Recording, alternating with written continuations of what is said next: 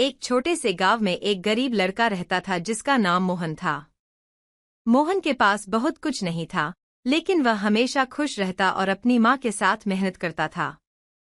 एक ठंडी सर्दी की रात मोहन और उसकी माँ अपने छोटे से घर में चूल्हे के पास बैठकर गर्म खाने का इंतजार कर रहे थे। मोहन ने देखा कि उसकी माँ सर्दी से कांप रही थी और उनका पेट भी खाली था। तभी मोहन ने अपने बगीचे में एक पुराना मफलर देखा जो उसे बहुत ही अजीब सा लगा। वह मफलर कुछ खास था जो देखकर लगता था कि उसमें जादू है। मोहन ने उस मफलर को अपनी माँ को पहनने के लिए दिया। जैसे ही उसकी माँ ने वह मफलर पहना, वह महसूस करने लगी कि उसकी सर्दी गायब हो गई और उसका पेट भी भर गया।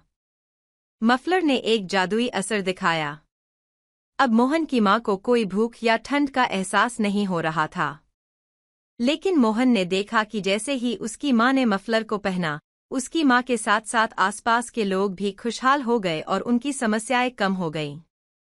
गांव में सभी लोग मोहन और उसकी माँ को देखकर हैरान थे कि वे इतनी गरीबी के बावजूद कैसे खुश रहते थे।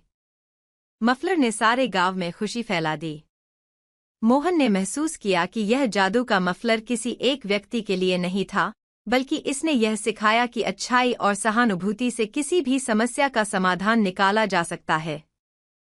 कहानी का अंत इस संदेश के साथ होता है कि जादू असल में किसी चीज या वस्तु में नहीं होता, बल्कि वह अच्छाई, प्यार और दूसरों की मदद करने में होता है।